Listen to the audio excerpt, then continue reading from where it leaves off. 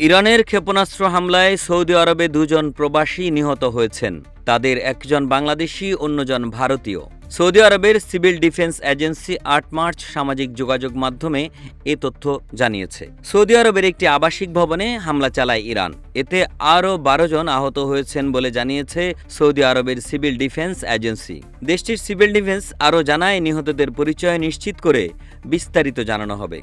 এর আগে ইরানের ইসলামী বিপ্লবী গার্ড কোর IRGC জানিয়েছিল, তারা সৌদি আরবের আল-খার্জ সহ বিভিন্ন স্থানের রাডার ব্যবস্থাপনা নিশানা করে হামলা চালিয়েছে। সেই আল-খার্জে ২ জন নিহত হওয়ার কথা জানা গেল। আল-খার্জ শহরেই যুবরাজ সুলতান বিমান ঘাঁটির অবস্থান। ওই স্থাপনায় দীর্ঘদিন ধরে মার্কিন বাহিনীর সদস্যদের মোতায়েন করা হচ্ছে। গত সপ্তাহে ইরানের বিরুদ্ধে ইসরায়েল যুক্তরাষ্ট্রের হামলা শুরুর পর পাল্টা হামলা হিসেবে এই বিমান ঘাঁটি তেহরানের নিরবিচ্ছিন্ন হামলার শিকার হয়েছে। এছাড়া সৌদি আরবে একটি বিমান ঘাঁটিতে ইরানি হামলায় আহত আরও এক মার্কিন সেনার মৃত্যু হয়েছে বলে নিশ্চিত করেছে US সেন্ট্রাল কমান্ড বা সেন্টকম।